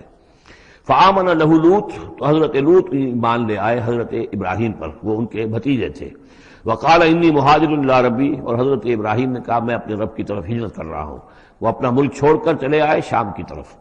قرآن مجید میں کہیں بھی پھر اس کے بعد یہ تذکرہ نہیں ملتا کہ ان کی قوم کا کیا حشر ہوا، پیچھے ان کو ہلاک کیا گیا، کیا ہوا، واللہ عالم۔ انہ هو العزیز الحکیم، یقیناً اللہ تعالیٰ زبردست ہے، حکمت والا۔ ووہبنا لہ اسحاق و یعقوب، اور ہم نے اسے اسحاق جیسا بیٹا دیا، یعقوب جیسا پوتا دیا۔ وجعلنا فی ذریتہ النبوۃ والکتاب، اور پھر ہم نے اسی کی نسل میں، اسی کی اولاد میں نبوت اور کتاب رکھ دی۔ یہ نوٹ کر لیجئے کہ حضرت ابراہیم علیہ السلام کے بعد کوئی نبی کوئی رسول اس دنیا میں ان کی نسل سے باہر نہیں آیا، لیکن یہ کہ ان کی نسل کہاں کہاں پھیلی ہے یہ ہم نہیں جانتے۔ حضرت ابراہیم کے بیٹے حضرت اسحاق، ان کی نسل کتنی تھی، کہاں کہاں گئی ہے؟ تورات نے تو محفوظ رکھا ہے صرف یعقوب کو، اس لیے کہ بنی اسرائیل کیونکہ یہ لوگ ہیں، اس اپنی نسلی وہ جو بات تھی اس کے حوالے سے حضرت یعقوب کے بارے میں تو ساری چیزیں موجود ہیں۔ حضرت اسحاق کی کوئی اور بیٹا بھی تھا کہ نہیں تھا؟ عیسو تھا مثلا، تو وہ عیسو کہاں ہے، اس کی اولاد کہاں گئی؟ اس طرح بنی قطورہ، کئی بیٹے تھے حضرت ابراہیم کے حضرت قطورہ سے، تو ان میں سے صرف ایک کا ہمیں تذکرہ ملتا ہے اور وہ ہے حضرت شعیب جس نسل میں آئے ہیں، مریم کی اولاد، باقی کہاں گئے؟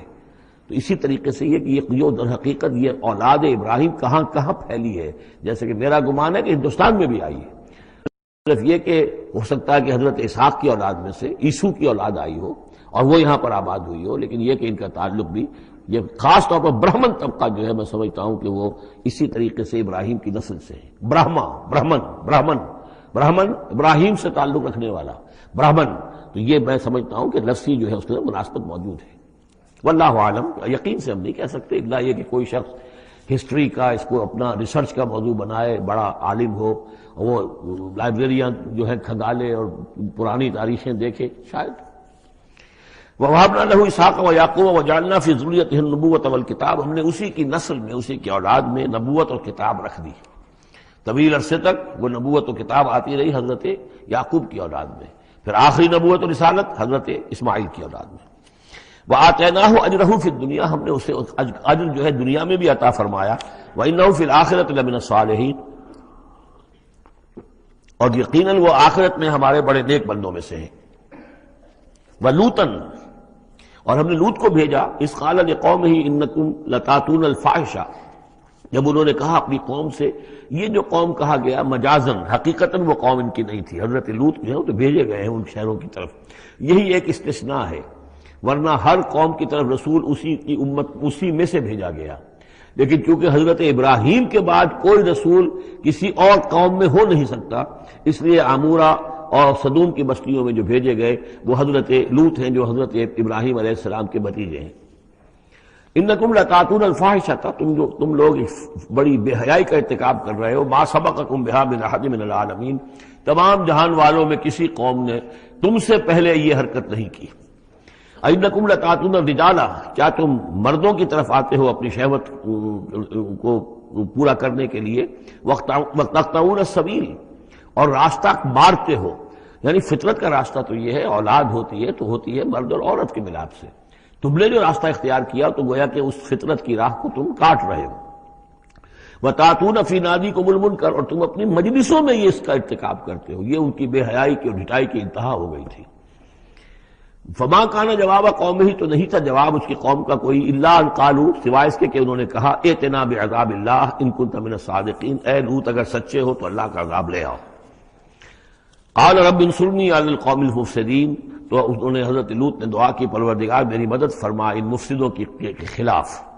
ولما جاءت رسلنا ابراہیم بالبشریٰ، اور جب ہمارے جو ایلچی تھے یعنی وہ جو فرشتے آئے تھے انسانی شکل میں ابراہیم کے پاس بشرا لے کر، بشارت لے کر حضرت اسحاق کی ولادت کی، قالوا انا مہلکو اہل هذه القریہ، انہوں نے کہا کہ ہم ہلاک کرنے کے لیے بھیجے گئے ہیں ان بستی والوں کو، ان اہلھا کانوا ظالمین، یقیناً اس کے جو بستی والے جو ہیں، اس بستی کے لوگ رہنے والے وہ بڑے ظالم ہیں، گناہگار ہیں۔ قال ان فیہا لوطا، حضرت ابراہیم نے کہا اس میں تو لوط بھی تو ہے اسی بستی کے اندر۔ قالوا نحن اعلم بمن فیہا، انہوں نے کہا ہمیں خوب معلوم ہے کہ کون کون ہے اس میں۔ لننجینہ اہلہ الا امرأتہ، ہم اسے بچا لیں گے، نجات دیں گے اس کو بھی، اس کے گھر والوں کو بھی، سوائے اس کی بیوی کے، کانت من الغابرین، وہ ہوگی رہ جانے والوں میں۔ ولما ان جاءت رسلنا لوطا، اور جب وہ ہمارے ایلچی جو ہے وہ پہنچے حضرت لوط کے پاس، سیء بہم، ان کو دیکھ کر وہ پریشان ہوئے، وضاق بہم ذرعا، اور ان کا دل جو بہت تنگ ہوا، خوبصورت لڑکوں کی شکل میں آئے تھے۔ وقالوا لا تخف ولا تحزن، انہوں نے کہا نہیں آپ نہ کوئی خوف کھائیں اور نہ کوئی رنجیدہ ہوں، انا منجوک واہلک، ہم تو آپ کو نجات دینے کے لیے آئے ہیں اور آپ کے گھر والوں کو، الا امرأتک، سوائے آپ کی بیوی کے، کانت من الغابرین، وہ پیچھے رہنے والوں ہی میں ہے۔ انا منزلون علی اہل هذه القرية رجزا من السماء، ہم نازل کرنے والے ہیں اس بستی کے رہنے والوں پر ایک آفت، ایک عذاب آسمان سے، بما كانوا يفسقون، پر سبب اس فسق کے اور فجور کے اور گندگی کے جو وہ کر رہے تھے۔ وَلَقَدْ تَرَكْنَا مِنْهَا آیَةً بَيِّنَةً، اور ہم نے چھوڑ دیا اس میں سے، اس بستی میں سے کوئی نشانی جو ہے وہ اس وقت تک موجود ہوگی جب کہ قرآن نازل ہوا ہے، اسی لیے کہ قرآن کہتا ہے بار بار تم گزرتے ہو ان بستیوں کے کھنڈرات کے اوپر سے، بَيِّنَةً لِقَوْمٍ يَعْقِلُونَ، ان لوگوں کے لیے کہ جو عقل سے کام لے۔ وَإِلَىٰ مَدْيَنَ أَخَاهُمْ شُعَيْبًا، اور مدین کی طرف ہم نے بھیجا ان کے بھائی شعیب کو، فقال یا قوم اعبدوا اللہ، اور انہوں نے کہا کہ اے میری قوم کے لوگوں اللہ کی بندگی کرو، وارجوا الیوم الآخرہ، اور دیکھو آخرت کے دن کی، قیامت کے دن کی انتظار میں رہو، امید میں رہو، وہ قیامت کا دن آ کر رہے گا۔ ولا تعثوا فی الارض مفسدین، اور زمین میں فساد مچاتے مت پھرو۔ فکذبوہ، تو انہوں نے اس کو جھٹلا دیا، فاخذتہم الرجفۃ، تو انہیں آ پکڑا ایک زلزلے نے، فاصبحوا فی دارہم جاثمین، تو وہ اپنے گھروں کے اندر پڑے رہ گئے اوندھے ہوئے۔ وعادا وثمودا، اسی طرح عاد اور سمود، وقد تبین لکم من مساکنہم، اور تمہیں معلوم ہے کہ ان کے مسکن کہاں تھے، تمہارے لیے واضح ہیں کہاں رہتے تھے یہ، کہاں آباد تھے۔ وزین لہم الشیطان اعمالہم، اور شیطان نے ان کے لیے ان کے برے اعمال کو، مشرکانہ افعال کو مزین کر دیا تھا، اسی میں مگن تھے، خوش تھے۔ فصدہم عن السبیل، اور روک دیا تھا انہیں اللہ کے صحیح راستے سے، صراط مستقیم سے، جو صراط توحید ہے اس سے۔ وَكَانُوا مُسْتَبْصِرِينَ، حالانکہ وہ تھے بہت ہوشیار، بہت غور کرنے والے، سوچنے والے، بڑے دانشور تھے، لیکن یہ کہ یہ بڑے دانشور جو ہے کسی جگہ ایسا بھی ہوتا ہے، بہت بڑا عقل مند انسان جو ہے وہ اپنے ناک کے نیچے کے پتھر سے ٹھوکر کھاتا ہے۔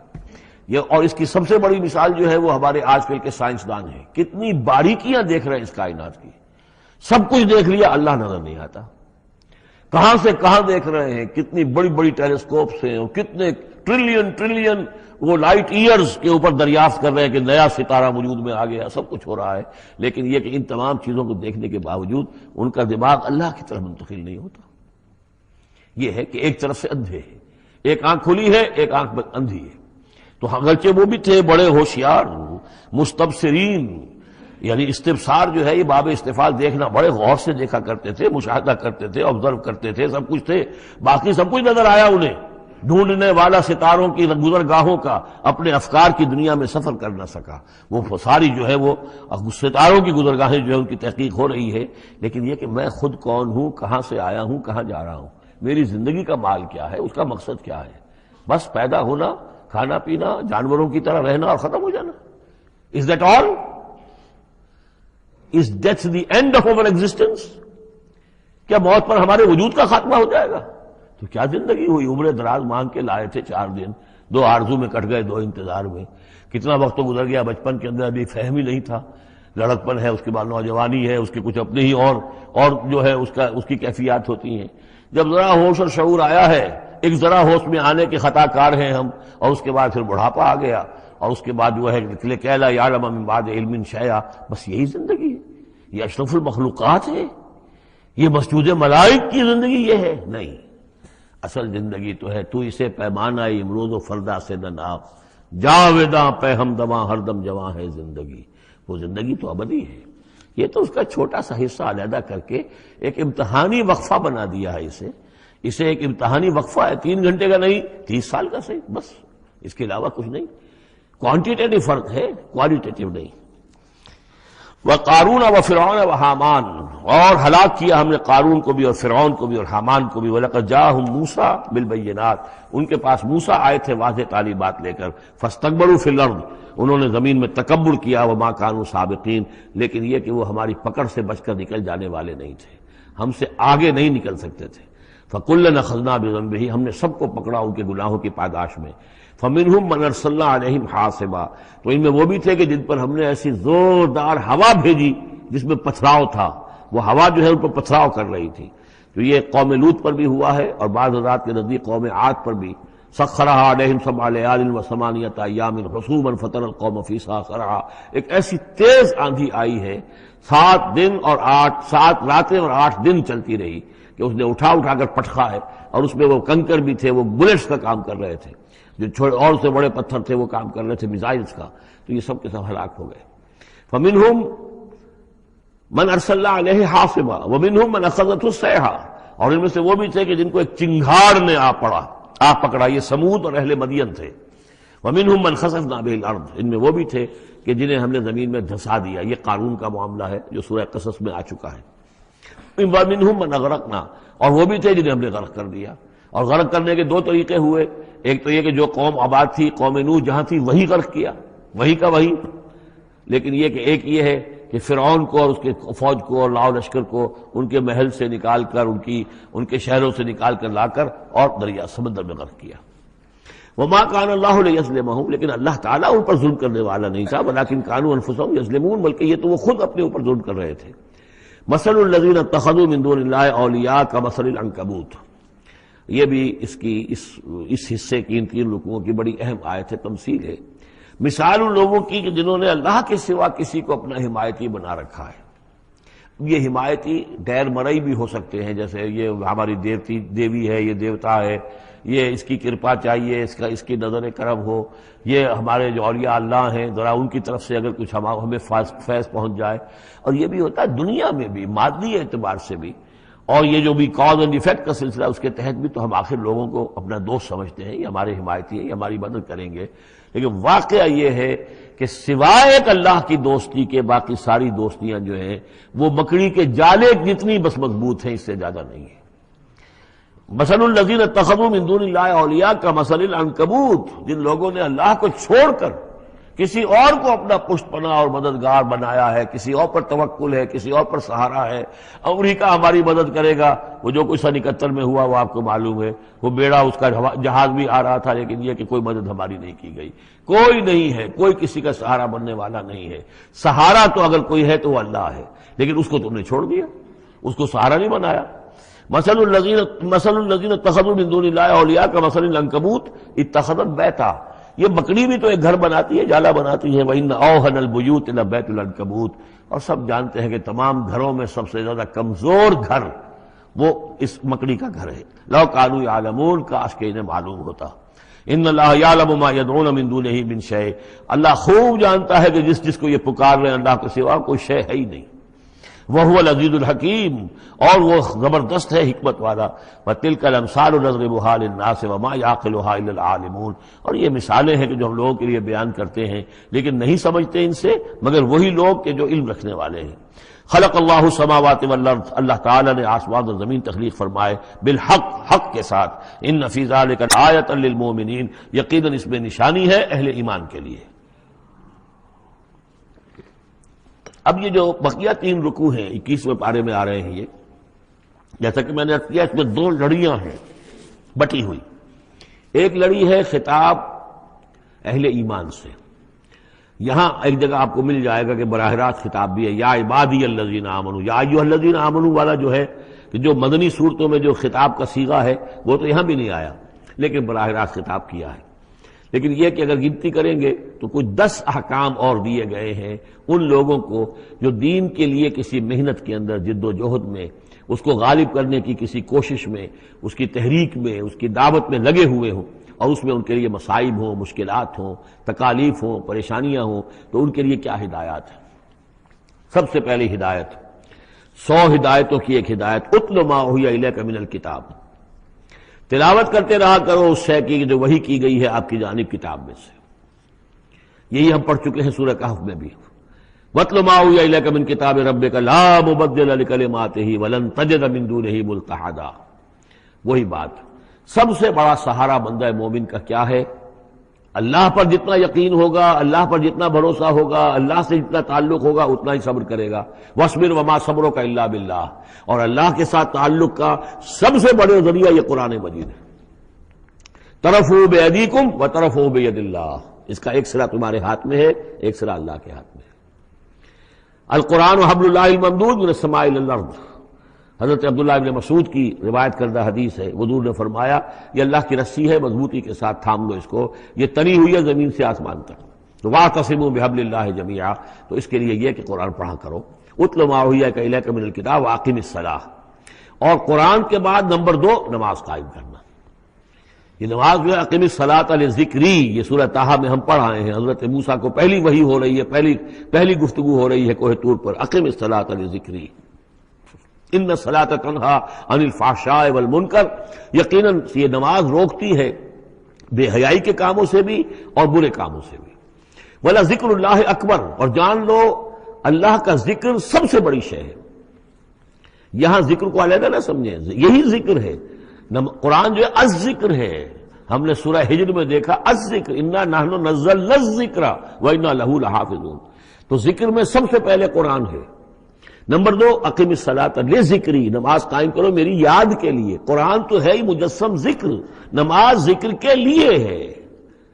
اور تیسری چیز کیا ہے؟ ادعیہ معصورہ ہیں محمد رسول اللہ صلی اللہ علیہ وسلم کی، زندگی کا ہر کام کرتے ہوئے دعا ہے۔ آپ بیت الخلاء میں داخل ہو رہے ہیں تو دعا ہے، نکل رہے ہیں تو دعا ہے، گھر سے باہر جا رہے ہیں دعا ہے، گھر میں داخل ہو رہے ہیں دعا ہے، شیشہ دیکھا ہے تو دعا ہے، کپڑے بدلے ہیں دعا ہے، ہر کام کیجئے وہ، لیکن یہ کہ آپ کا اس وقت اللہ کے ساتھ ذہنی رشتہ قائم رہتا ہے۔ چوتھے نمبر پر جو بھی اور حضور نے فرمائے ہیں، یہ 33 مرتبہ سبحان اللہ اور 33 مرتبہ الحمدللہ اور اللہ اکبر، یہ بھی ذکر ہے۔ تو یہ تمام شکلیں ذکر کی ہیں، صرف کسی ایک شے کو ذکر نہ سمجھے۔ ہمارے ہاں یہ بن گیا بس اللہ اللہ کر رہے ہیں تو ذکر ہے، نہیں، ذکر میں سب سے پہلے قرآن کی تلاوت ہے۔ اتل ما اوحی الیک من الکتاب واقم الصلاۃ ان الصلاۃ تنہی عن الفحشاء والمنکر ولذکر اللہ اکبر واللہ یعلم ما تصنعون۔ ایک تو یہ ہدایت ہو گئی، اللہ خوب جانتا ہے جو تم کر رہے ہو۔ دوسری ہدایت ولا تجادلوا اہل الکتاب الا باللتی ہی احسن، جنہیں پہلے تم سے کتاب دی گئی تھی ان سے جھگڑا مت کرو مگر بہترین طریقے پر، ان سے بات کرو تو بڑے ہی اسلوب سے کرو، خوبصورتی سے کرو، بات کو سمجھانے کے لیے کرو، ان کی توہین نہ ہو، ان کے جذبات کو آپ بھڑکنے نہ دیں، ان میں حمیت جاہلی جو ہے اپنی امکانیت تک تو کوشش کریں کہ وہ بھڑکے نہ، باقی پھر وہ جو کرتے ہیں وہ اللہ کے ہاں وہ ذمہ دار ہوں گے، لیکن ان سے گفتگو کرو تو بڑے عمدگی کے ساتھ کرو۔ الا الذین ظلموا منہم، سوائے ان کے جو ان میں سے نا انصافی پر تل گئے ہوں۔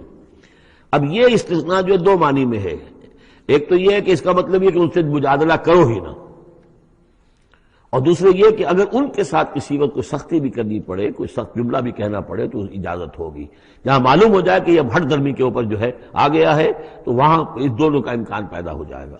وَقُولُوا، لیکن تمہیں ان سے کہنا کیا ہے یہ بھی سمجھ لو، تاکہ اب اس کو جو سمجھیے کہ یہ ہمیں مسلمانوں میں جب کام کرنا ہے، مسلمان سو گئے ہیں، بھول گئے اپنے سبق کو، انہیں یاد دلانا ہے تو اسی انداز میں انہیں یاد دلانا ہے۔ قولوا آمنا بالذی انزل الینا وانزل الیکم، ان سے کہو بھائی ہم تو ایمان رکھتے ہیں اس پر بھی جو تمہاری طرف نازل کیا گیا اور اس پر بھی جو آپ کی طرف نازل کیا گیا۔ وَإِلَٰهُنَا وَإِلَٰهُكُمْ وَاحِدٌ، اور یہ تو نہیں ہے کہ ہمارا خدا کوئی اور ہے تمہارا خدا کوئی اور ہے، ہمارا الہ اور تمہارا الہ ایک ہی تو ہے۔ وَنَحْنُ لَهُ مُسْلِمُونَ، اور ہم تو اسی کے سامنے فرما بردارانہ اپنا سر جھکا چکے ہیں۔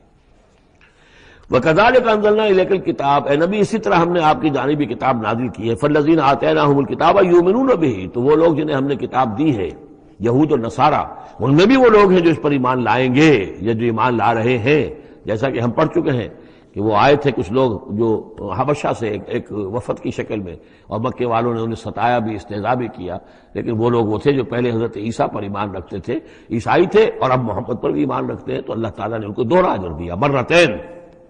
وَمِنْ هَؤُلَاءِ مَن يُؤْمِنُ بِهِ، اور ان میں سے یعنی مشرکین مکہ میں سے بھی بہت سے لوگ ہیں جو ایمان لائے ہیں اور ابھی لا رہے ہیں یا لائیں گے۔ وَمَا يَجْحَدُ بِآيَاتِنَا إِلَّا الْكَافِرُونَ، اور ہماری آیات کا انکار تو نہیں کرتے سوائے وہی کہ جو ناشکرے ہیں اور جو کفر کر اڑ گئے ہوں۔ اب ایک اور دیکھیے دلیل، اب یہ حصہ جو ہے یہ دوسری ڈوری آ گئی کہ جس میں روح سخن جو ہے مشرکین کے ساتھ رد و قضا والی بات ہے۔ وَمَا كُنْتَ تَتْلُو مِن قَبْلِهِ مِن كِتَابٍ، ارے نبی آپ تو اس سے پہلے، اس قرآن کے آپ پر نازل ہونے سے پہلے آپ کوئی کتاب پڑھتے ہی نہیں تھے، آپ دنیاوی اعتبار سے پڑھے ہوئے آدمی ہیں ہی نہیں، آپ نے تعلیم حاصل کی نہیں، لکھنا پڑھنا سیکھا نہیں۔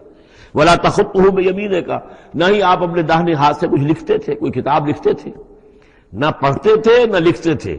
اِذًا لَارْتَابَ الْمُبْطِلُونَ، تو اس شکل میں تو ان کو جو اس کو باطل قرار دے رہے ہیں یہ لوگ جو جھوٹے کہہ رہے ہیں محمد کو، اس شکل میں تو پھر ان کے پاس کوئی کا کوئی شک کرنے کی گنجائش ہو جاتی کہ یہ بڑا لکھنے پڑھنے والے آدمی تھے، مشق کرتے کرتے بہت اچھی چیزیں بھی لکھنے لگے ہیں، اب ان کی زبان جو ہے مچ گئی ہے، قلم جو ہے وہ مچ گیا ہے، لہذا اب قرآن جیسی شے بھی تصنیف کر لی انہوں نے۔ اگر پہلے سے یہ عمل ہوتا، لیکن تم تو جانتے ہو کہ ہمارے اس نبی محمد نے صلی اللہ علیہ وسلم انہوں نے تو کبھی لکھنا پڑھنا سیکھا ہی نہیں۔ وما كنت تتلو من قبله من کتاب، اے نبی آپ تو نہیں پڑھا کرتے تھے اس کتاب سے پہلے کوئی کتاب، ولا تخطه بيمينك، اور نہ آپ اسے اپنے داہنے ہاتھ سے لکھتے تھے، اذا لارتاب المبطلون، تب تو ان لوگوں کو شک کرنے کی گنجائش پیدا ہو جاتی۔ بل هو آیات بینات فی صدور الذین اوتوا العلم، بلکہ یہ تو آیات بینات ہیں بڑی روشن ان لوگوں کے سینوں میں جنہیں علم دیا گیا ہے، وہ جانتے ہیں سابقہ جو کتابوں والے ہیں۔ وما یجحد بآیاتنا الا الظالمون، اور ہماری آیات کا انکار نہیں کرتے مگر وہی جو ظالم ہیں۔ وقالوا لولا انزل علیہ آیات من ربہ، اور وہ کہتے ہیں کہ کیوں نہیں نازل کی جاتی ان کے اوپر کوئی نشانیاں ان کے رب کی طرف سے، وہی باتیں جو مستقل طور پر چلی آ رہی ہیں۔ قل انما الآیات من اللہ، نبی کہہ دیجئے نشانیوں کا اختیار کل کا کل اللہ کے ہاتھ میں ہے۔ وانما انا نذیر مبین، اور میں تو صرف واضح طور پر خبردار کر دینے والا ہوں۔ اولم یکفیہم انا انزلنا علیک الکتاب یتلی علیہم، کیا ان لوگوں کے لیے یہ نشانی کافی نہیں ہے کہ اے محمد ہم نے آپ پر یہ کتاب نازل کر دی ہے جو ان کو پڑھ کر سنائی جا رہی ہے؟ کیا یہ قرآن معجزہ نہیں ہے؟ کتنی مرتبہ ان کو چیلنج کیا گیا اس قرآن جیسی ایک صورت ہی بنا لاؤ، 10 صورتیں بنا لاؤ، کیا یہ معجزہ نہیں ہے؟ کیا یہ عاجز نہیں آ چکے ہیں؟ اولم یکفیہم، تو کیا یہ نشانی ان کے لیے کافی نہیں؟ اگر تو حق کا طالب ہو، ہدایت کا طالب ہو، تو یہ نشانی بھی کافی ہے۔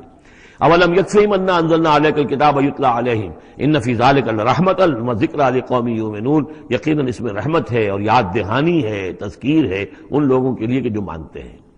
قل کفی باللہ بینی و بین شہیدا بینکم شہیدا، کہہ دیجئے میرے اور تمہارے درمیان اللہ کافی ہے بطور گواہ، وہ جانتا ہے کہ اس نے مجھے رسول بنایا ہے، وہ جانتا ہے کہ قرآن اس نے مجھ پر نازل کیا ہے۔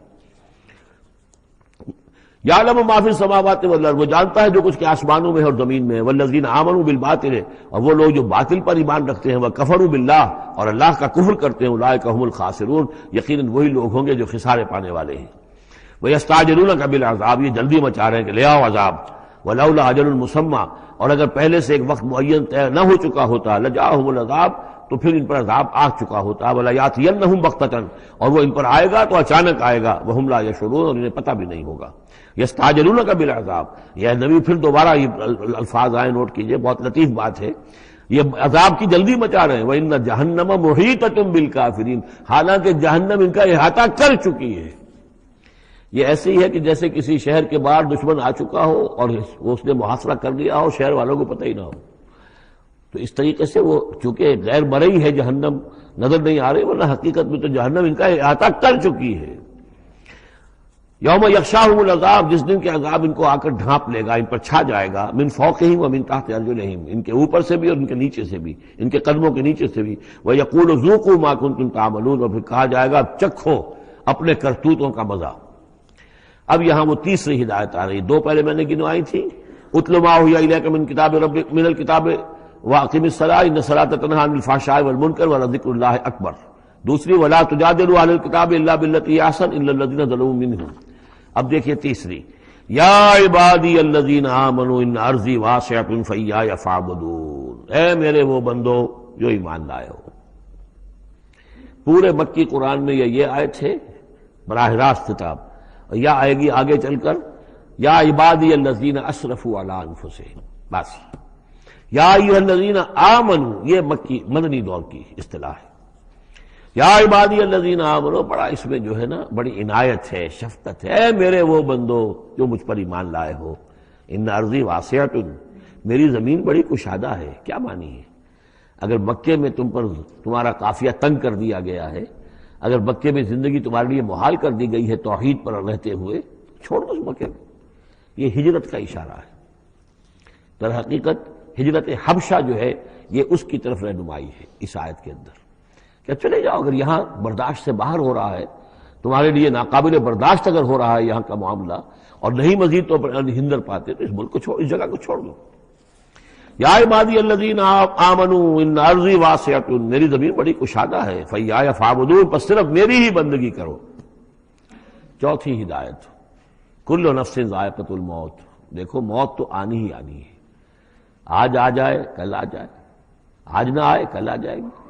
آخر عمار اور یاسر کو ابو جہل نے اگر فرض کرو کہ ذبح کر دیا ہے، تو فرض کیجئے کہ چند دن اور جیتے تو موت تو پھر بھی آنی تھی نا۔ تو کل نفس ذائقۃ الموت، اگر یہ بات ذہن میں رہے کہ موت تو آنی ہی آنی ہے، آج نہیں تو کل، تو پھر بھی انسان جو ہے اس کے اندر ہمت بنی رہے گی کہ میں خام کا اپنی زندگی بچانے کے لیے حق کو چھوڑوں اور باطل سے ساز باز کروں، اس سے مصالحت کروں۔ ثم الینا ترجعون، اور پھر تم ہماری طرف لوٹا دیے جاؤ گے۔ پانچویں بات، والذین آمنوا وعملوا الصالحات لنبوئنہم من الجنۃ غرفا، ہمارے اس وعدے پر پختہ یقین رکھو کہ جو ایمان لائیں گے اور نیک عمل کریں گے ہم لازماً ان کو جگہ دیں گے اس جنت کے بالا خانوں میں، جو سورہ فرقان کے آخری رکوع میں آیا تھا، اولئک یجزون الغرفۃ بما صبروا، انہیں غرفہ بالا خانہ ملے گا۔ تو من الجنت غرفاً، جروں کے بالا خانے ملیں گے جنت کے، تجری من تحت الانہار خالدین فیہا، جس کے نیچے ندیاں بہتی ہوں گی، اس میں وہ ہمیشہ ہمیشہ رہیں گے۔ نعم اجر العاملین، کیا ہی اچھا ہوگا عمل کرنے والوں کا اجر۔ چھٹی بات، الذین صبروا وعلی ربہم یتوکلون، وہ لوگ کہ جو صبر کریں اور اپنے رب پر توکل کریں۔ صبر کرو اور توکل کرو، دو ہی چیزیں ہیں، جو آئے جھیلو، صبر کرو، برداشت کرو، اور جو کچھ کرنا ہے اس میں توکل اللہ پر ہو، اپنی ذات پر نہیں، اپنی طاقت پر نہیں، اپنی صلاحیت پر نہیں، اپنی ذہانت پر نہیں، اپنی فطانت پر نہیں، اپنی لیاقت پر نہیں، سارا توکل اللہ، نہ مادی اسباب و وسائل پر۔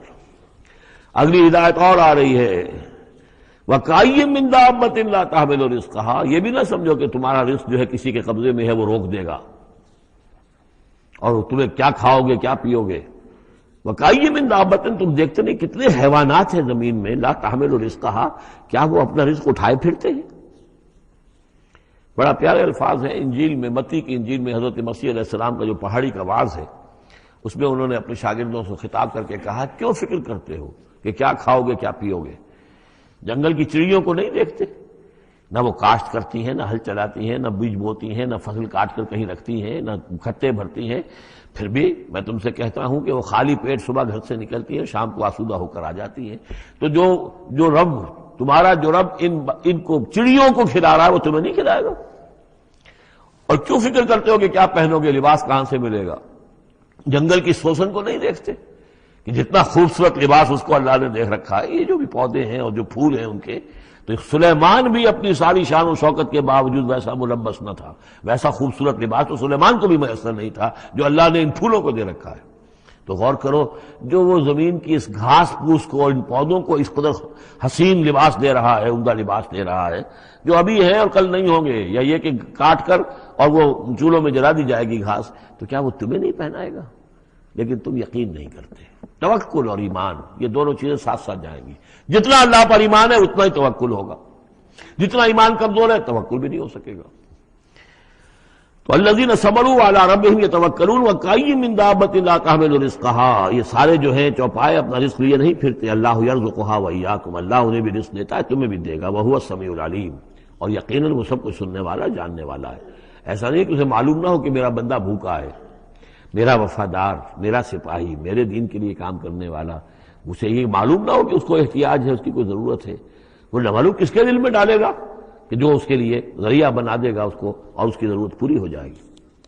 اب اس کے بعد وہ دوسری کڑی آ گئی کہ جس میں پھر اب وہ مشرکین مکہ سے، وَلَئِن سَأَلْتَهُم مَّنْ خَلَقَ السَّمَاوَاتِ وَالْأَرْضَ وَسَخَّرَ الشَّمْسَ وَالْقَمَرَ، اور ان سے آپ پوچھیں گے کس نے پیدا کیا آسمان اور زمین اور کس نے مسخر کیا سورج اور چاند کو، لَيَقُولُنَّ اللَّهُ، وہ کہیں گے اللہ نے، فَأَنَّىٰ يُؤْفَكُونَ، پھر کہاں سے یہ لوٹا دیے جاتے ہیں۔ اللہ یبسط الرزق لمن یشاء من عباده ویقدر له، یہ اللہ ہی ہے کہ جو اپنے بندوں میں سے جس کے لیے چاہتا ہے رزق کو کشادہ کر دیتا ہے، اور جس کے لیے چاہتا ہے ماپ تول کر دیتا ہے، کم کر دیتا ہے۔ ان اللہ بکل شیء علیم، یقیناً اللہ تعالیٰ ہر چیز پر ہر چیز کا علم رکھتا ہے۔ وَلَئِن سَأَلْتَهُم مَّن نَّزَّلَ مِنَ السَّمَاءِ مَاءً فَأَحْيَا بِهِ الْأَرْضَ مِن بَعْدِ مَوْتِهَا، اور اگر آپ ان سے پوچھیں گے کس نے برسایا آسمان سے پانی اور زندہ کیا زمین کو اس کے مردہ ہو جانے کے بعد، لَيَقُولُنَّ اللَّهُ، وہ کہیں گے فوراً اللہ نے کیا۔ قُلِ الْحَمْدُ لِلَّهِ، کہو پھر کل حمد کل شکر بھی اللہ ہی کے لیے ہے، بل اکثرہم لا یعقلون، لیکن یہ لوگ ان کی اکثریت عقل سے کام نہیں لیتی۔ اب اگلی اور ہدایت آ رہی اہل ایمان کے لیے، وما هذه الحیاۃ الدنیا الا لہو ولعب وان الدار الآخرۃ لہی الحیوان لو کانوا یعلمون۔ دیکھو مسلمانوں، یہ دنیا کی زندگی تو کھیل کود کے سوا کچھ نہیں، کھیل ہے، کچھ جی کا بہلا لینا ہے، یہ ڈرامہ ہے جو ہو رہا ہے۔ یہاں بادشاہ ہوتا ہے کچھ عرصے کے لیے، بادشاہ جیسے ڈرامے میں بادشاہ ہوتا ہے، لیکن جب مرے گا تو کیا وہ بادشاہت کہاں رہ جائے گی؟ ایسے ہی ڈرامے سے نکل آئے گا، لباس اتار دے گا تو ایک ایکٹر کا ایکٹر ہے، چاہے وہ فقیر تھا پہلے اس ڈرامے کے اندر، اور دوسرا ایکٹر جو ہے بادشاہ تھا، باہر نکل کر 3 گھنٹے کے بعد دونوں کے دونوں ایک جیسے ہیں، اور نہ وہ بادشاہ ہے نہ وہ فقیر ہے۔ یہ ہے عارضی سا ہے۔ لیکن یہ کہ ان الدار الآخرۃ لہی الحیوان، یقیناً آخرت کا گھر وہ ہے اصل زندگی، زندگی وہ ہے.